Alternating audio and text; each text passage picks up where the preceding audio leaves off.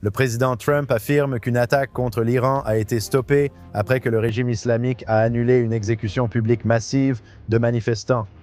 Mais derrière ce calme apparent, des navires de guerre se déplacent, l'argent fuit et les menaces continuent de fuser. Alors pourquoi tout le monde a-t-il reculé face à une confrontation avec l'Iran et tout cela n'est-il qu'une diversion par rapport à ce qui arrive? La minute de Jérusalem de cette semaine commence maintenant.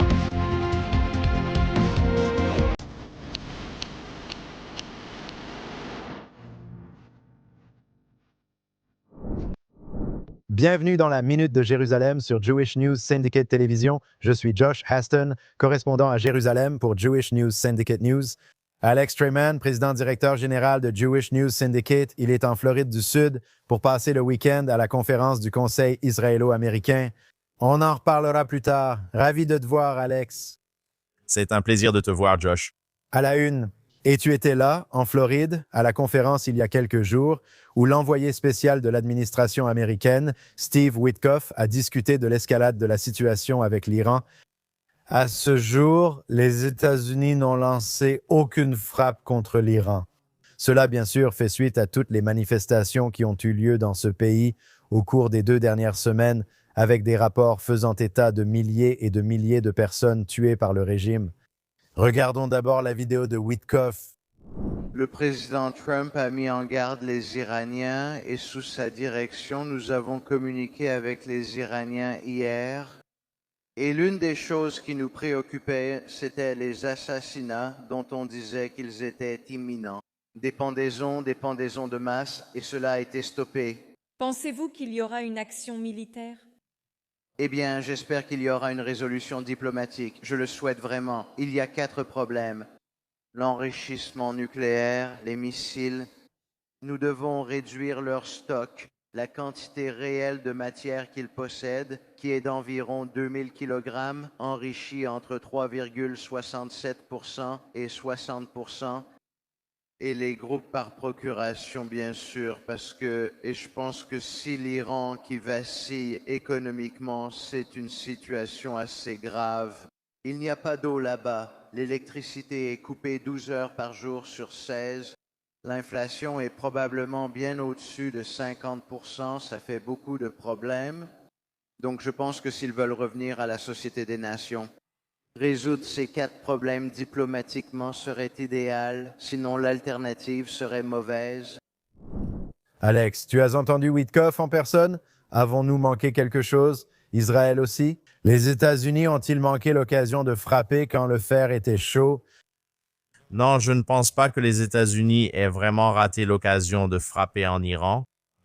Et il y a beaucoup de questions sur le fait de savoir si les États-Unis utiliseront la force militaire et si oui, quand ils pourraient le faire. Je pense que c'est une longue histoire et je sais que nous sommes dans cette chambre d'écho médiatique 24 heures sur 24 et 7 jours sur 7 et que nous voulons voir des résultats rapidement. Vous savez, les révolutions prennent beaucoup de temps à se développer.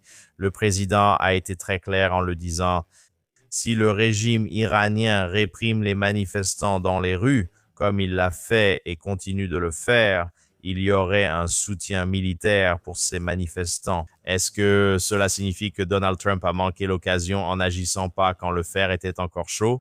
Comme vous l'avez mentionné, non, je ne pense pas et je crois qu'il y a plusieurs considérations, comme je l'ai dit.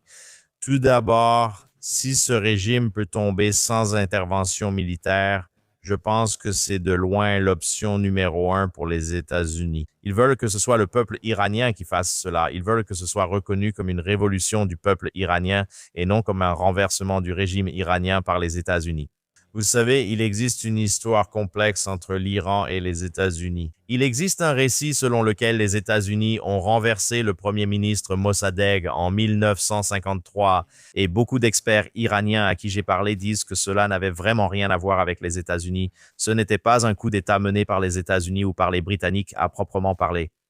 Mais ce récit circule et le président refuse d'y être entraîné, premièrement. Donc, si le peuple iranien peut le faire lui-même et que c'est une révolution populaire, c'est mieux.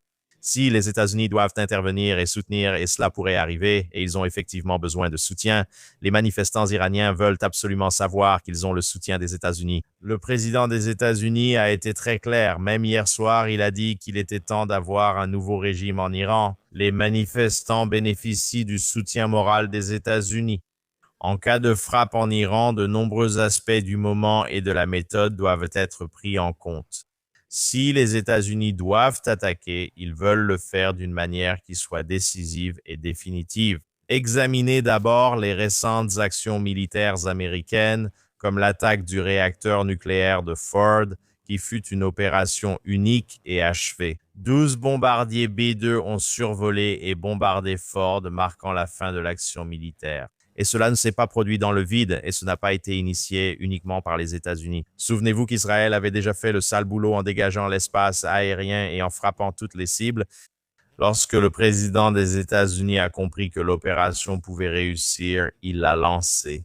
Cette opération n'a pas été élaborée en 2 jours. C'était une opération que l'armée américaine pratiquait depuis des années. Ils utilisaient des armes spécialement conçues pour cet endroit. Ces bombes pénétratrices de munitions massives étaient spécifiquement conçues pour bombarder le réacteur nucléaire de Fordo sous la montagne. Donc, ils avaient développé des armes spéciales. Ils avaient effectué des répétitions à blanc pour cela pendant de nombreuses années. Et lorsque les conditions étaient parfaites, c'est à ce moment-là qu'ils ont lancé l'opération. Et si vous considérez aussi l'opération des forces spéciales à Caracas pour éliminer Maduro, c'était une opération pour laquelle ils s'entraînaient depuis des mois et ils ont spécifiquement attendu que les conditions soient réunies, y compris attendre même la bonne météo.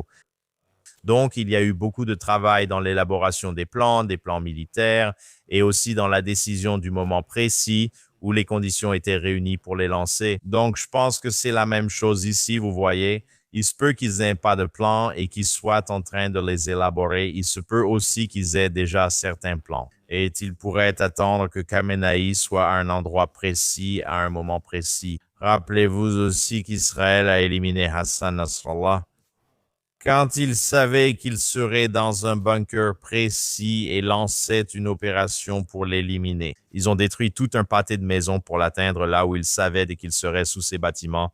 Ils ont lancé l'opération car ils savaient qu'il allait quitter l'installation. Donc, on ne sait pas exactement ce que les États-Unis ont en tête avec une frappe militaire, ni s'ils vont effectivement frapper. Ils veulent que ce soit décisif et définitif, afin de ne pas avoir à s'engager ensuite dans une opération militaire plus longue. Ils veulent que ce soit définitif et que l'histoire soit close, mais il reste une autre considération.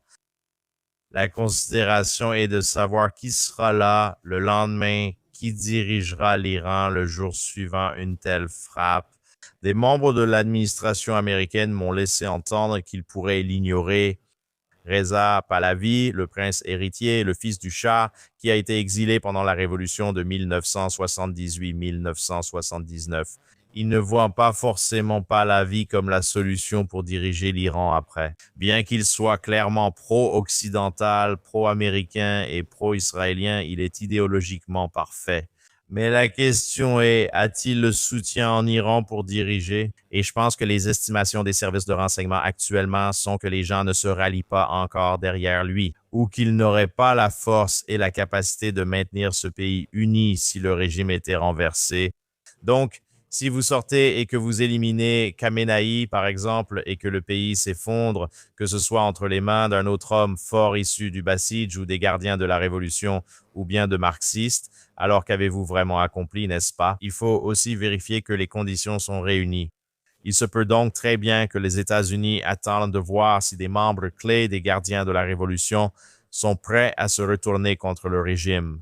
Et s'il y a un autre acteur que les États-Unis ont identifié qu'ils préfèrent comme homme fort pour prendre le contrôle de l'Iran après Khamenei, je pense qu'il y a beaucoup à considérer, mais aussi que c'est une longue histoire.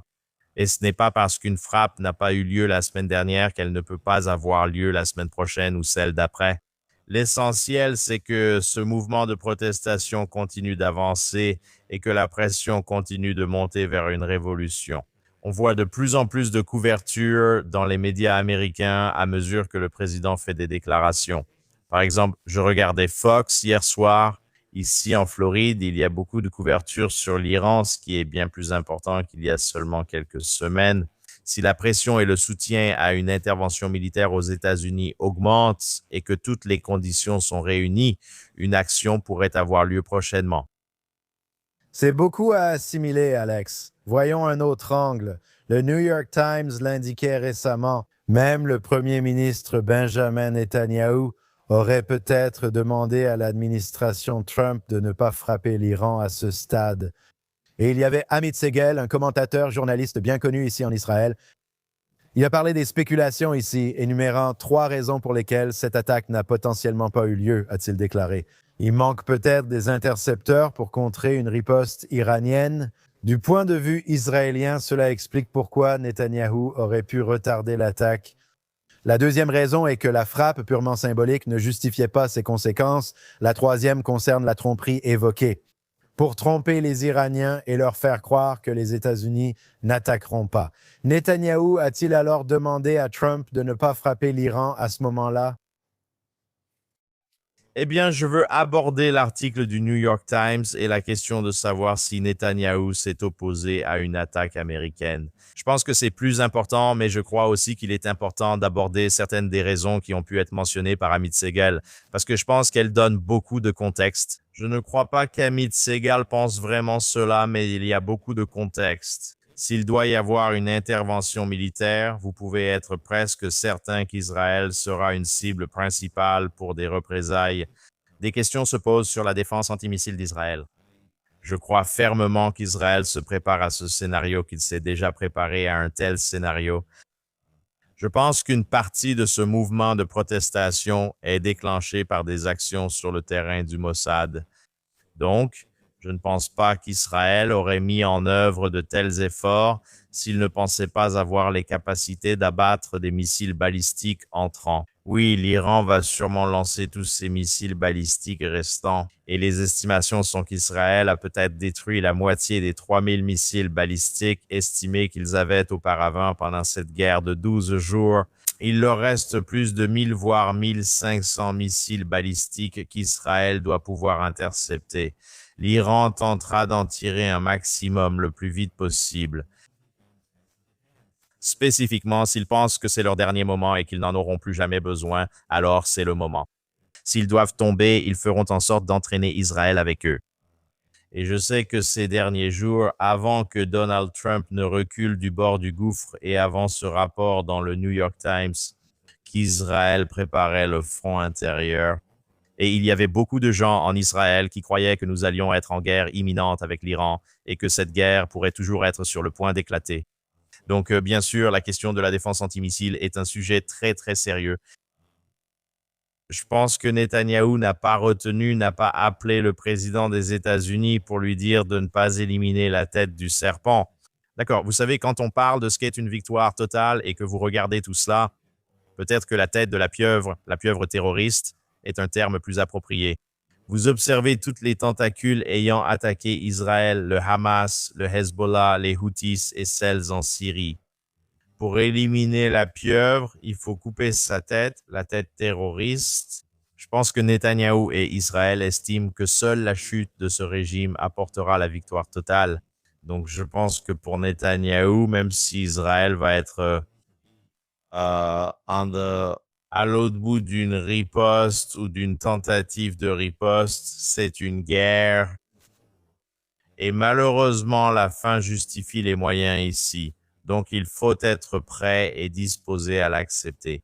Je ne pense pas que Netanyahou ait donné ce rapport, cet ordre, et je ne crois pas aux rapports qui viennent du New York Times avec des sources anonymes.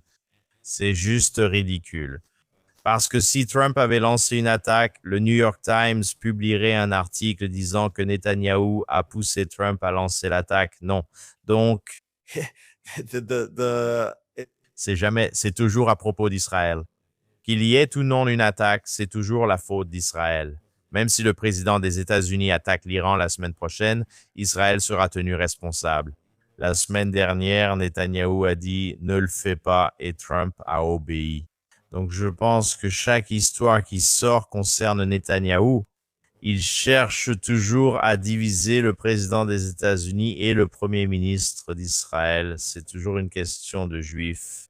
Donc c'est ça ces histoires et il faut juste, à chaque fois que vous voyez une histoire sur Netanyahou qui fait ceci, ou une rupture entre Trump et Netanyahou, ou quelqu'un de l'administration américaine critique Netanyahou, oui, c'est nous. C'est une campagne médiatique, peut-être fondée sur la vérité ou simplement l'opinion d'une seule personne sur les faits. Mais cela ne reflète vraiment pas la politique du président des États-Unis ou du premier ministre d'Israël. Alex, observons les manifestants et les manifestations. Les manifestants là-bas en Iran, hier, vous aviez le guide suprême, l'ayatollah, accusant Israël et les États-Unis d'être en réalité derrière le mouvement de protestation, comme si les deux entités avaient des agents sur place. Et l'ayatollah a déclaré que ce sont ces personnes que son régime, son gouvernement vise. Regardons cette vidéo. Nous considérons le président des États-Unis comme un criminel, à la fois à cause des pertes, des dégâts et aussi à cause de l'accusation portée contre la nation iranienne. Nous n'avons pas l'intention de mener le pays vers la guerre, mais nous ne laisserons pas non plus les criminels internes impunis. Voilà donc la propagande de l'ayatollah du régime iranien, accusant les agents des États-Unis et d'Israël d'être derrière ces manifestations en Iran, comme si les Iraniens étaient justifiés et usaient d'une violence extrême, tuant des milliers.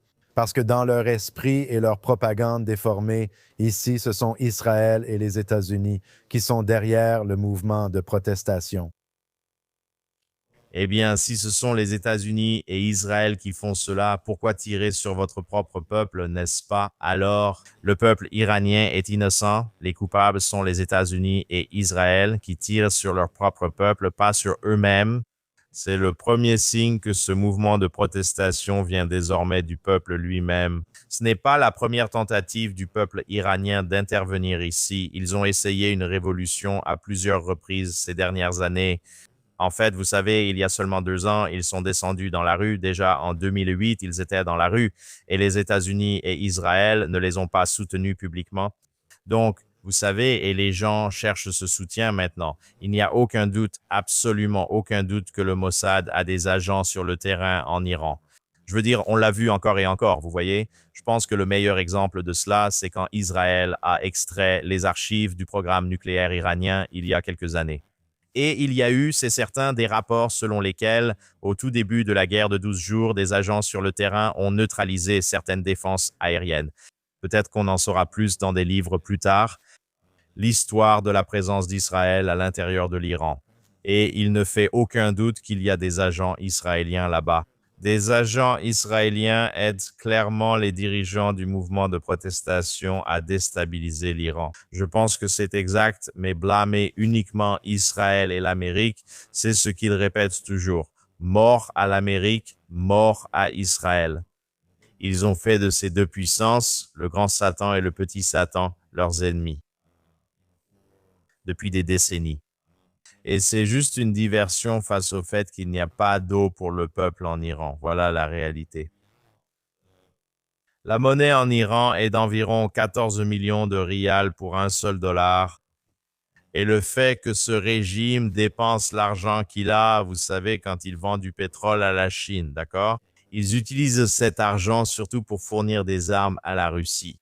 Ensuite, ils utilisent cet argent pour financer le Hezbollah au Liban et en Amérique latine, notamment au Venezuela, ainsi que le Hamas et les Houthis. Et le peuple iranien se demande, qu'est-ce qui se passe ici?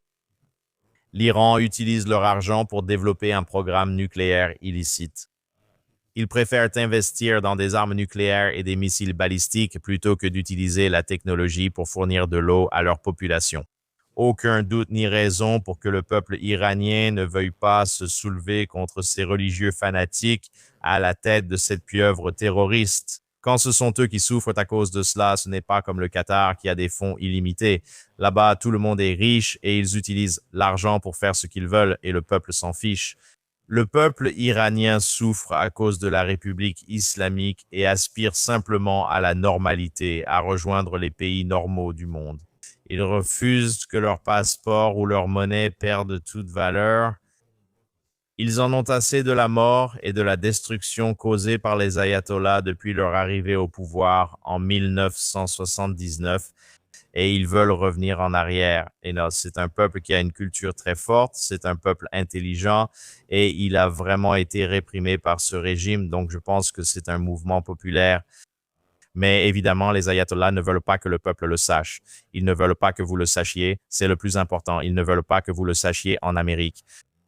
Ils veulent que les Américains croient que ce n'est lié qu'à Israël ou à l'Amérique, pas au peuple iranien. Donc, je vais revenir à la question initiale avec laquelle nous avons commencé. Y aura-t-il une frappe contre l'Iran? Même si ce n'est pas encore arrivé, des signes montrent que cela pourrait se produire ce soir, demain ou dans les prochains jours ou semaines. Le United States Ship Abraham Lincoln et son groupe aéronaval se dirigent vers le Moyen-Orient depuis la mer de Chine méridionale. Le rapport affirme que des hauts responsables du régime, dont le fils du guide suprême Khamenei, ont transféré 15 milliards de dollars ces derniers jours vers des comptes à l'étranger. Écrit ici à Dubaï. Tous ces éléments prouvent que nous restons en alerte maximale, même si ce n'est pas officiel.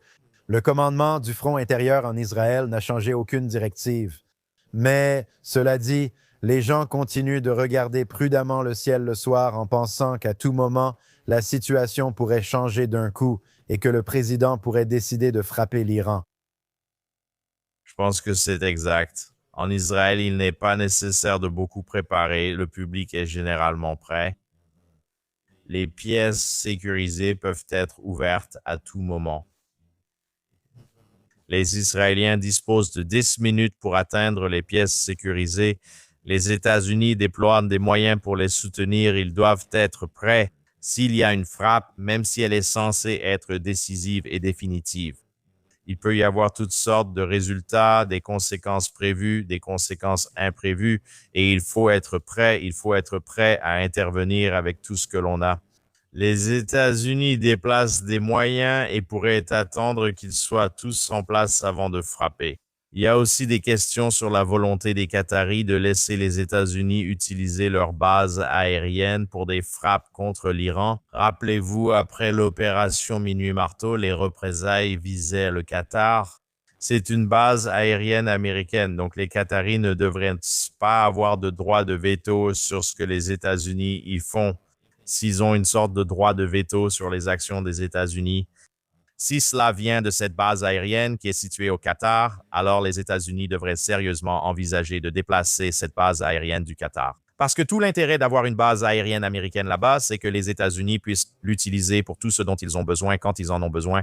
Les Qataris ne devraient pas avoir de droit de veto sur les opérations militaires américaines depuis cette base aérienne. C'est un autre point à considérer, mais je pense qu'une frappe reste probable. Je pense aussi que le fait de croire qu'une frappe est probable est très important pour les Iraniens. Encore une fois, Steve Witkoff a déclaré ici à l'IAC il y a 2 nuits qu'une solution diplomatique vaut mieux qu'une solution militaire. Je pense que, malgré tout, pour les États-Unis, même s'ils sont prêts et capables de lancer une intervention militaire, il serait préférable que cela puisse se faire sans intervention militaire. Si le peuple peut prendre le contrôle des défections des gardiens de la Révolution peuvent survenir sans intervention des États-Unis, ce qui est préférable pour tous. Cela signifierait probablement aussi l'absence de représailles militaires contre Israël.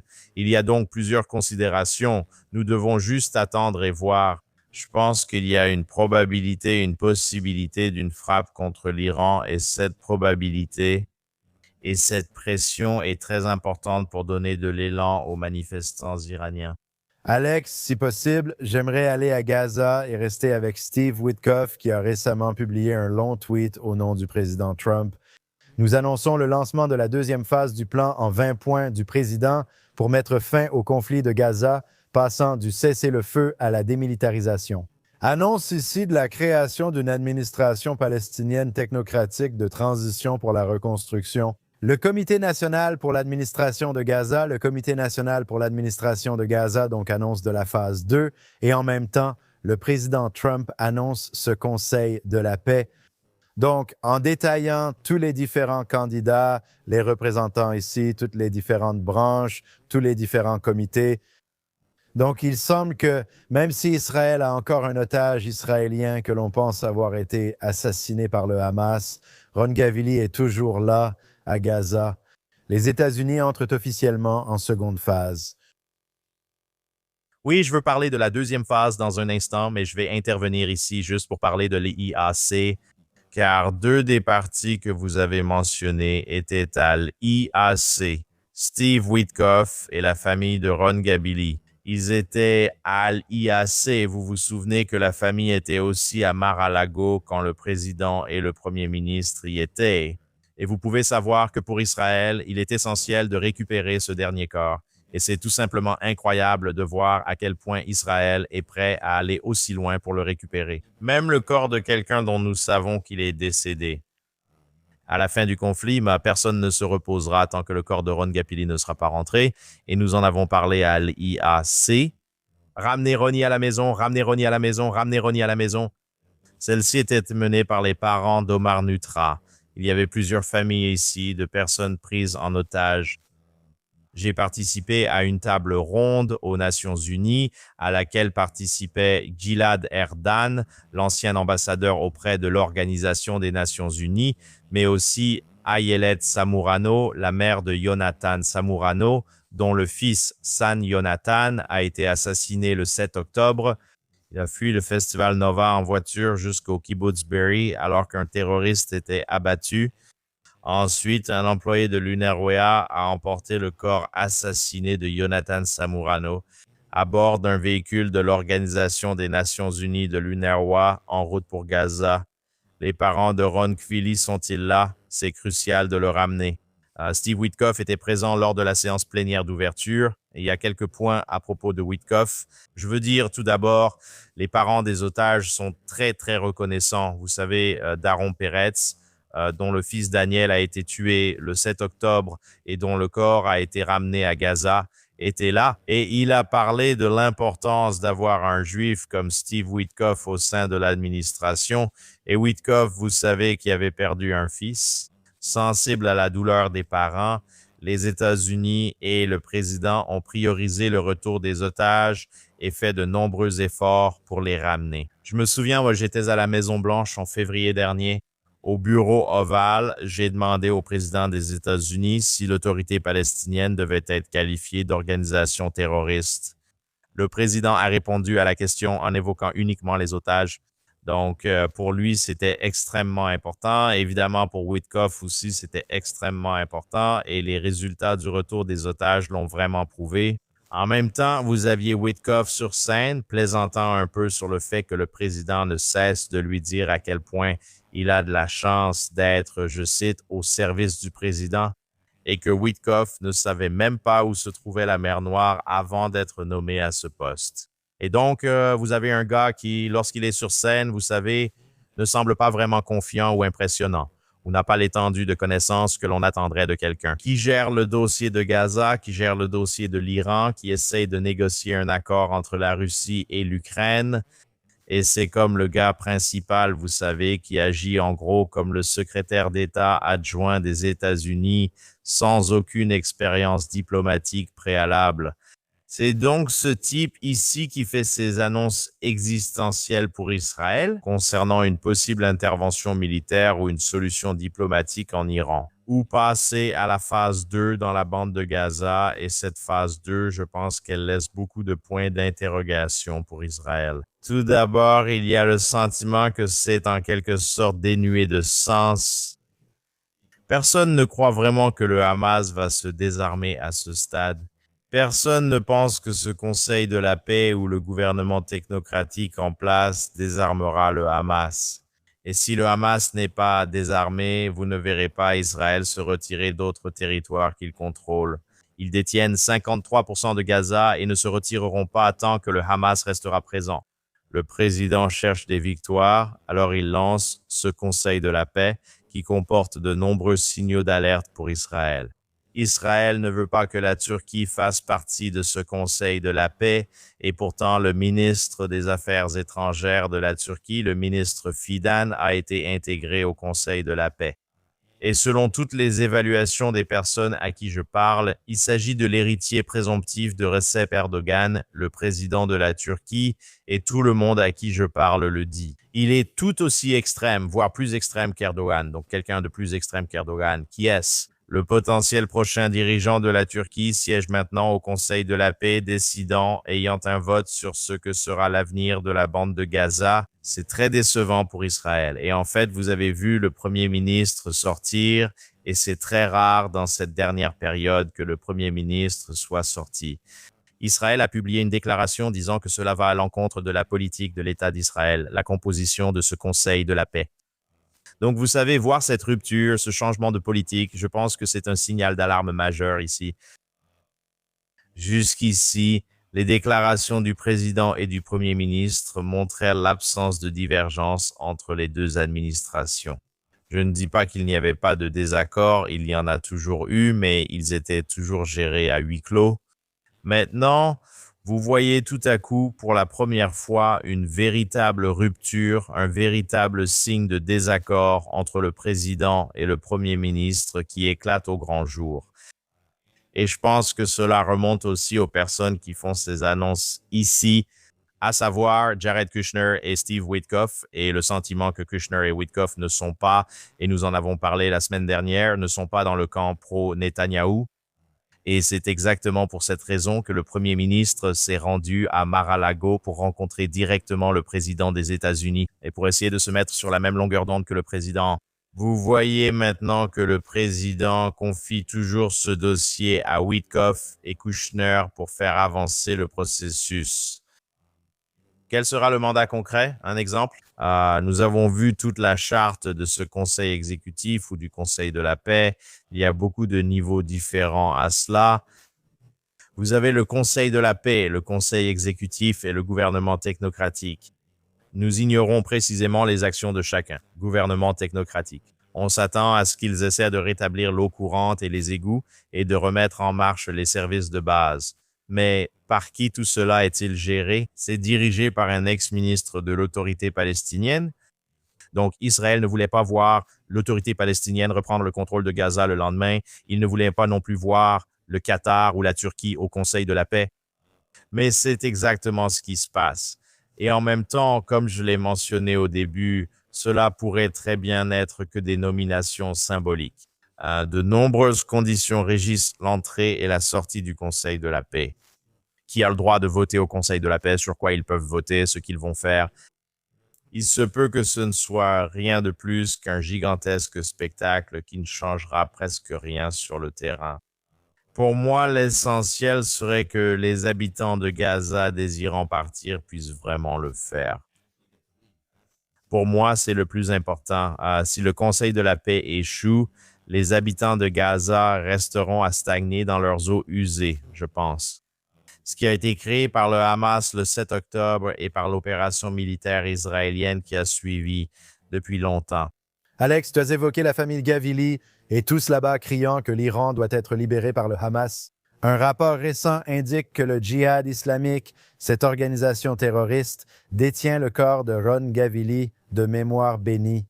J'ai aussi parlé personnellement à la mère de Ron Talikavili la semaine dernière à la Knesset pendant une conférence. Elle s'est exprimée fermement sur ce qu'Israël devrait ou non faire. Elle a déclaré qu'aucune aide ni reconstruction à Gaza n'aurait lieu tant que le corps de son fils ne serait pas rendu, refusant même la phase 2. Nous ne devrions rien faire tant que le Hamas n'a pas rendu son corps. Oui, je pense que c'est juste. Beaucoup d'Israéliens partagent ce sentiment.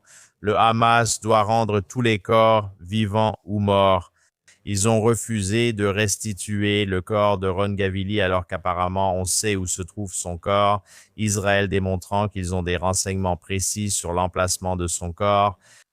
Le Hamas refuse, mais au moins ils ne le font pas pour un corps sans vie, c'est mieux que de refuser pour une personne vivante. Mais finalement, à quel point est-il crucial de rapatrier le corps de Ron Gavili? Cela permettrait une vraie clôture et des funérailles dignes. Vous savez, les parents souffrent et toute la nation souffre tant qu'il n'est pas revenu. Donc, vous savez, c'est extrêmement important. Vous savez, j'ai fait un discours devant une fédération, une mise à jour, et il y avait quelqu'un qui était membre du personnel de la fédération. Il m'a dit, vous savez, clairement un juif plus libéral, comme il y en a beaucoup en Amérique. Et j'ai reçu beaucoup de très bonnes questions. Et l'une des questions qu'on m'a posées, il m'a dit, vous savez, c'est parfois très difficile de défendre Israël quand on a des ministres comme Itamar Ben-Gvir et Bezalel Smotrich. Vous savez, qui font des déclarations comme quoi il ne devrait pas y avoir de nourriture à Gaza, il ne devrait pas y avoir d'aide. Vous voyez, et comment pouvons-nous défendre Israël quand des ministres font de telles déclarations? Ici, vous voyez les parents de Ron Gavili. Ce n'est pas un ministre qui exagère, c'est la famille qui le dit. Et je pense que beaucoup d'Israéliens disent « Pourquoi reconstruisez-vous Gaza si le Hamas ne rend pas les corps ?» Le Hamas doit, selon l'accord, se désarmer et Gaza être totalement démilitarisé. Or, le Hamas ne l'est pas. D'accord, Gaza n'est pas démilitarisé. Alors, pourquoi passez-vous à la phase 2 maintenant? Nous n'avons vu entrer à Gaza que de l'aide humanitaire, aucune reconstruction. Vous vous demandez qui pousse cela, n'est-ce pas? C'est symbolique, mais il faut aussi regarder Kushner et Witkoff. Bonne question. Kushner et Witkoff, est-ce qu'ils vont profiter de la reconstruction? Par exemple, est-ce que les entreprises avec lesquelles ils sont impliqués vont obtenir des contrats majeurs pour lancer cette reconstruction à Gaza? Savez-vous si Kushner, Witkoff ou leurs entreprises profiteront financièrement de la reconstruction de Gaza? Cela expliquerait pourquoi ils sont si pressés, car ils n'ont du pouvoir que tant que Trump est en poste. Ils doivent donc agir vite. Parce que si les contrats ne sont pas signés et qu'ils ne parviennent pas à les négocier au cours des 2 ans et demi à venir, alors ils seront hors jeu. Ils veulent voir la reconstruction se faire et même sans conflit d'intérêts financiers, je pense que chacun devrait s'interroger. Kushner et Witkoff traitent souvent avec les Qataris qui siègent désormais à ce Conseil de la paix. Ils font des affaires en Arabie Saoudite et les Saoudiens pourraient aussi être impliqués. Il y a donc des questions de conflit d'intérêts, même sans volet financier. Ils veulent que cela soit leur héritage, n'est-ce pas? Donc, ils veulent que tout cela soit accompli et ils savent qu'ils ont un temps limité pour y parvenir, alors ils essaient de faire avancer les choses. Pour Israël, nous resterons au Moyen-Orient bien plus longtemps que Kushner et Witkoff. Nous devons nous assurer que nous agissons pour protéger la sécurité d'Israël. Pas seulement pour les 2 ans et demi restants du mandat Trump, mais aussi après. Quand l'administration Trump entrera dans les livres d'histoire et qu'il y aura un nouveau président des États-Unis. Alex, je change de sujet. La semaine dernière, nous avons évoqué le premier ministre Netanyahou qui souhaite mettre fin à l'aide américaine à l'État juif. Et pendant cela, le Congrès américain a adopté cette semaine le projet de loi finançant le département d'État, incluant au moins 33 milliards de dollars pour le programme de financement militaire étranger destiné à Israël. Donc, il semble qu'au moins à court terme, le financement sera toujours destiné à Israël, même si le premier ministre Netanyahou a déclaré qu'il souhaiterait que ce financement soit réduit, voire complètement interrompu au cours des prochaines années. N'est-ce pas? Eh bien, cela fait toujours partie du protocole d'accord existant de plusieurs milliards de dollars sur 10 ans, n'est-ce pas? Il y a un contrat entre Israël et les États-Unis. Le Congrès est censé adopter cette aide et je dirais que cela continuera jusqu'à l'expiration de ce protocole d'accord. Qu'Israël doit tout faire en son pouvoir pour reconstruire ses capacités militaires, en particulier les munitions, la défense antimissiles autant que possible. Israël peut-il le faire sans les 33 milliards de dollars qui viennent d'être approuvés, ce qui s'ajoute aux 500 millions de dollars qui avaient été approuvés auparavant? Oui, ils peuvent le faire, mais les États-Unis ont une obligation contractuelle, donc ils le font. Je le ferai aussi, comme évoqué la semaine dernière. Vous aimeriez voir Israël et les États-Unis trouver un autre type d'accord pour l'avenir afin qu'Israël ne dépende plus de ce financement. Mais je pense qu'il est aussi important de préciser pour tous ceux qui se demandent pourquoi Israël reçoit cette aide que ce n'est pas un cadeau. D'accord, en réalité, c'est une subvention pour l'industrie militaire des États-Unis. Parce que 100% de ces 33 milliards de dollars qui viennent d'être approuvés, 100% de ces 38 milliards de dollars qu'Israël reçoit des États-Unis doivent être dépensés aux États-Unis. Non seulement cela, mais lorsque Israël n'a pas d'autre choix que de dépenser l'argent aux États-Unis, cela signifie qu'Israël ne peut pas aller sur le marché ouvert pour acheter des armes. Et non seulement cela, mais les États-Unis ont un droit de veto sur les contrats militaires qu'Israël passe pour l'acquisition d'armes. Donc, cela signifie qu'Israël doit acheter les armes au prix fixé par l'industrie militaire américaine et ce ne sont peut-être pas les meilleurs prix. Donc, il y avait principalement le Congrès américain et Barack Obama, alors président des États-Unis, garantissant qu'Israël achète des produits américains à des prix élevés. Donc, c'est une subvention pour les entreprises américaines. En même temps, Israël est le seul pays qui utilise activement toute cette machinerie et cet équipement et ils fournissent des retours en temps réel aux entreprises américaines. Il y a un bon argument à avancer et j'ai entendu cet argument que les F-35 ne se vendaient pas bien sur le marché ouvert parce qu'il y a beaucoup de défauts avec les F-35. Pourtant, après que tous ont vu ce qu'Israël a fait lors des attaques contre les Houthis au Yémen et surtout pendant la guerre de 12 jours contre l'Iran, eh bien, devinez quoi? Désormais, tous veulent des F-35. Quand vous voyez ce que les pilotes israéliens ont pu faire avec le F-35, quand vous voyez ce qu'Israël a réussi à faire, en gros, bidouiller le F-35 pour qu'il puisse transporter plus de carburant que les États-Unis. Quand les États-Unis ont fourni cette machine à l'État d'Israël, et maintenant, ces informations sont transmises à l'armée américaine qui peut ainsi améliorer et modifier le F-35, ce qui rend ce F-35 plus commercialisable. Nous parlons ici de milliards de dollars de ventes désormais possibles pour les États-Unis. Cet argent a été donné à Israël et Israël a acheté ses F-35 avec ces dollars, puis Israël a amélioré le F-35. Donc, il y a tellement d'avantages pour les États-Unis à donner cet argent à Israël. Ce n'est pas à sens unique, ce n'est pas un cadeau. Et on ne commence même pas à parler de tout le partage de renseignements et de tous les autres avantages que les États-Unis reçoivent dans le cadre de ce partenariat militaire. Alex, il nous reste peu de temps, mais il y a encore une histoire à évoquer cette semaine. Ce serait sûrement le sujet principal sans l'Iran et la situation actuelle en Israël. Le gouvernement n'a qu'une semaine pour adopter le budget 2026 en première lecture à l'intérieur de la Knesset pour éviter la dissolution de la Knesset et qu'Israël se dirige vers des élections. Selon la conseillère juridique de la Knesset, Sajid Tafik, elle a eu aujourd'hui une conversation avec les législateurs indiquant qu'une première lecture doit avoir lieu la semaine prochaine. Au moins 2 mois doivent séparer les deux lectures du budget, la seconde ayant lieu avant fin mars. Cela peut prêter à confusion. En Israël, si le budget n'est pas voté, la Knesset est dissoute automatiquement. Des élections sont prévues en octobre. Mais si ce budget n'avance pas et que la première lecture n'a pas lieu, puis la deuxième et la lecture finale, Israël pourrait être confronté à des élections ici prochainement. Je ne sais pas, 90 ou 120 jours au lieu de la date limite qui est en octobre. C'est vrai, beaucoup ne comprennent pas que le système politique israélien parlementaire diffère beaucoup du système américain. Vous savez, on n'élit pas un président pour 4 ans, puis on refait une élection, et il peut ensuite avoir un second mandat. En Israël, le premier ministre est choisi car les partis acceptent de former une coalition dans un système parlementaire.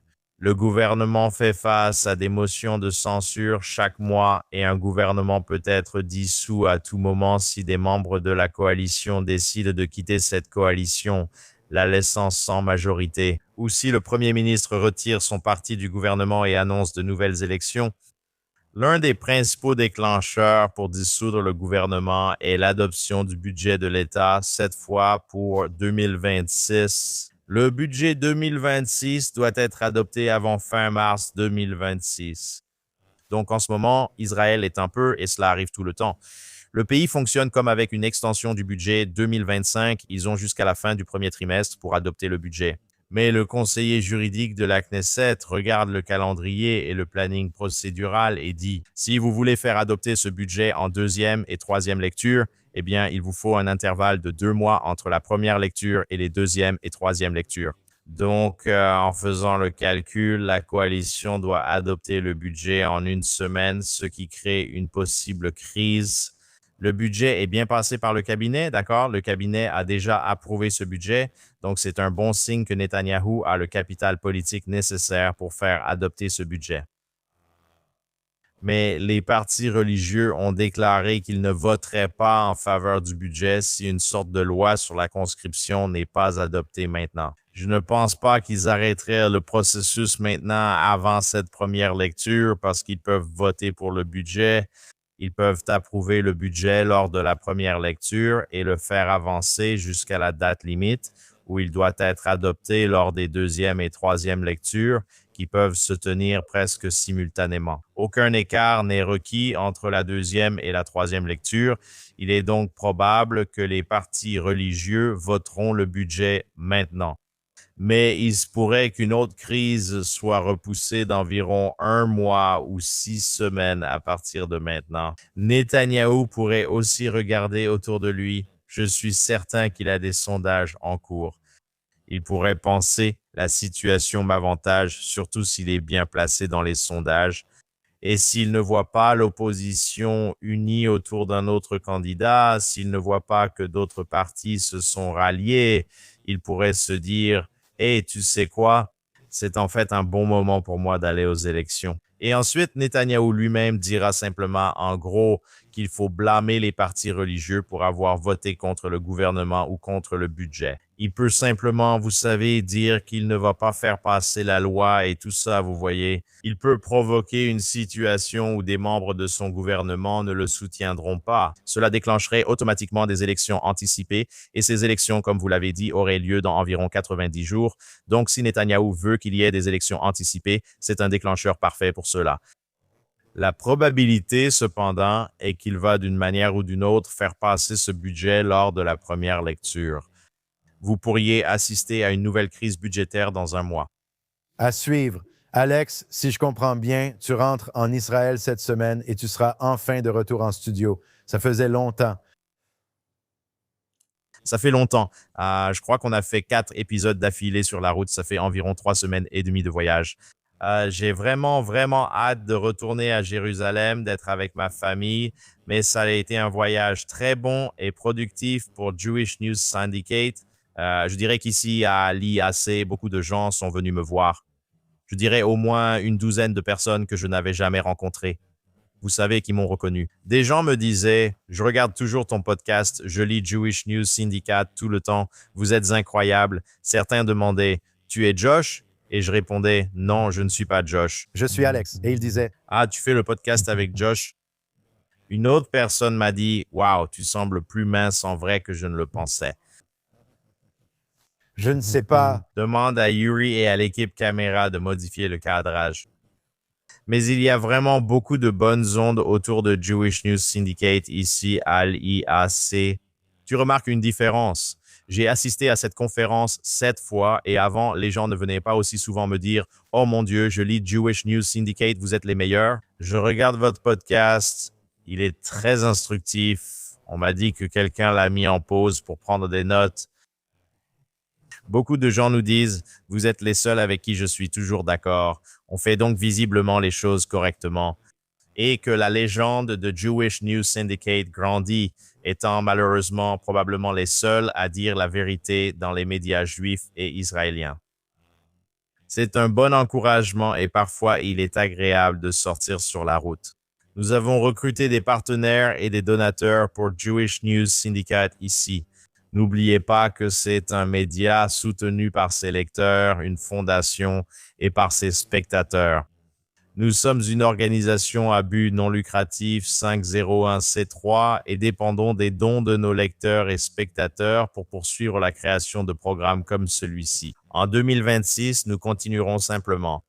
Nous allons augmenter la quantité de programmes, améliorer la qualité des programmes et tout cela dépend de votre soutien. Nous préparons également ici le terrain pour le sommet Jewish News Syndicate qui aura lieu en avril, les 15, 16 et 17 avril à Jérusalem, au Waldorf Astoria.